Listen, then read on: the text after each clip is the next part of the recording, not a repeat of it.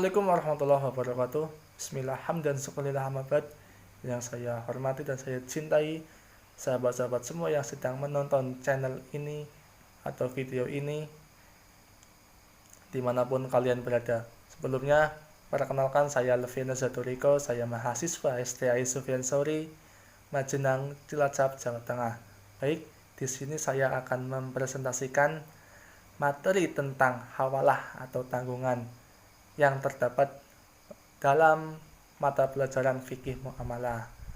Baik, sebelum ke materi, untuk selalu mendukung dan mensupport channel ini, teman-teman tekan tombol subscribe, like, and share. Dan bila ada kritik dan saran, teman-teman bisa tulis di dalam kolom komentar. Baik, selanjutnya kita langsung ke dalam materi. Pertama, pengertian hawalah. Secara bahasa, pengalihan hutang dalam hukum Islam disebut sebagai hiwalah, yang mempunyai arti lain yaitu al-intikol dan al-tahwil. Artinya adalah memindahkan dan mengalihkan.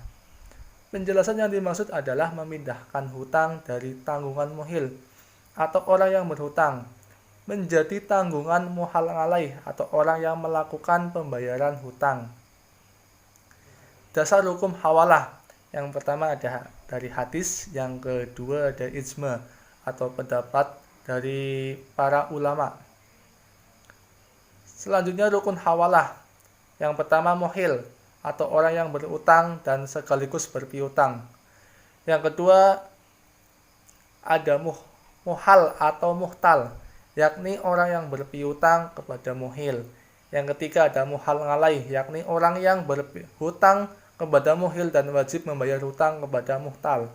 Yang keempat ada hutang dari pihak pertama pada pihak kedua, muhal bih, yakni hutang muhil kepada muhtal. Yang kelima ada hutang pihak ketiga kepada pihak pertama, hutang muhal alaih kepada muhil. Yang terakhir ada sigoh atau pernyataan hiwalah. Selanjutnya syarat-syarat hawalah. Yang pertama dari syarat-syarat yang diperlukan pihak pertama atau muhil. Yang pertama ada cakap melakukan tindakan hukum dalam bentuk akad, yaitu baligh dan berakal. Hiwalah tidak sah bila dilakukan anak-anak meskipun ia sudah mengerti atau mumayyiz, ataupun dilakukan oleh orang gila. Yang kedua ada pernyataan persetujuan atau ridho. Yang kedua ada syarat-syarat yang diperlukan oleh pihak kedua atau al-muhal. Yang pertama cakap melakukan tindakan hukum, yaitu baligh dan berakal sebagaimana pihak pertama. Yang kedua ada persetujuan pihak kedua terhadap pihak pertama yang melakukan hiwalah. Yang ketiga ada syarat-syarat yang diperlukan oleh pihak ketiga atau muhal alaih adalah yang pertama cakap melakukan tindakan hukum, yaitu baligh dan berakal sebagaimana pihak pertama dan kedua. Yang kedua adanya pernyataan persetujuan dari pihak ketiga atau muhal alaih. Yang keempat, syarat-syarat yang diperlukan terhadap hutang yang dialihkan atau muhal bih. Yang pertama, yang dialihkan itu adalah sesuatu yang sudah dalam bentuk hutang piutang yang telah pasti. Yang kedua, pembayaran hutang itu mesti sama waktu jatuh tempo pembayarannya. Jenis-jenis hawalah. Yang pertama menurut Imam Hanafi ada dua. Yang pertama ada hawalah hak. Hawalah ini adalah pemindahan piutang dari satu piutang kepada piutang yang lain dalam bentuk uang, bukan dalam bentuk barang. Yang kedua hawalah dain. Hawalah ini adalah pemindahan hutang kepada orang lain yang mempunyai hutang kepadanya. Dari ketiga imam selain Imam Hanafi. Yang pertama, hawalah mutlaqah, yaitu terjadi jika orang yang berhutang atau orang pertama kepada orang lain atau orang kedua mengalihkan hak penagihannya kepada pihak ketiga tanpa didasari pihak ketiga ini berhutang kepada orang pertama. Yang kedua, hawalah muqayyad, terjadi jika muhil mengalihkan hak penagihan kepada muhal alaih, kata yang terakhir punya hutang kepada muhal.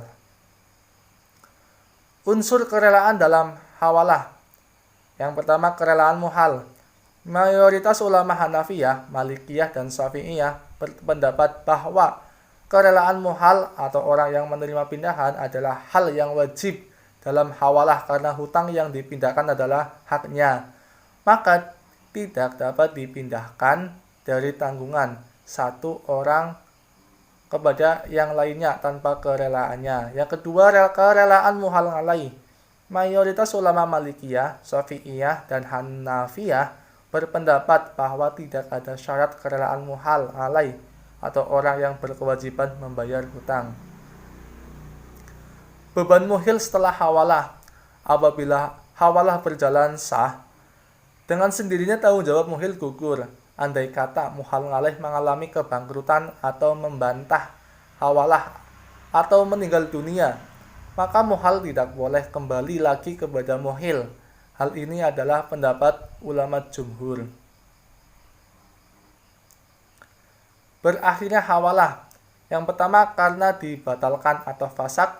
Yang kedua, hilangnya hak muhal alaih karena meninggal dunia atau bangkrut, atau ia mengingkari adanya akad hawalah, sementara muhal tidak dapat menghadirkan bukti atau saksi. Yang ketiga, jika muhal alaih telah melaksanakan kewajiban kepada muhal. Yang keempat, meninggalnya muhal sementara muhal alaih mewarisi harta hawalah karena pewarisan merupakan salah satu sebab kepemilikan. Yang kelima, jika muhal alaih menghibahkan atau menyedekahkan harta hawalah kepada muhal alaih dan ia menerima hibah tersebut. Yang keenam, jika muhal menghapus bukan kewajiban membayar hutang kepada muhal alaih. Yang terakhir ada aplikasi hawalah dalam perbankan. Yang pertama ada factoring atau anjak piutang, yang kedua ada post dated check, dan yang terakhir ada bill counting. Ya, sekian presentasi dari saya. Kurang lebihnya mohon maaf. Dari saya, wassalamualaikum warahmatullahi wabarakatuh.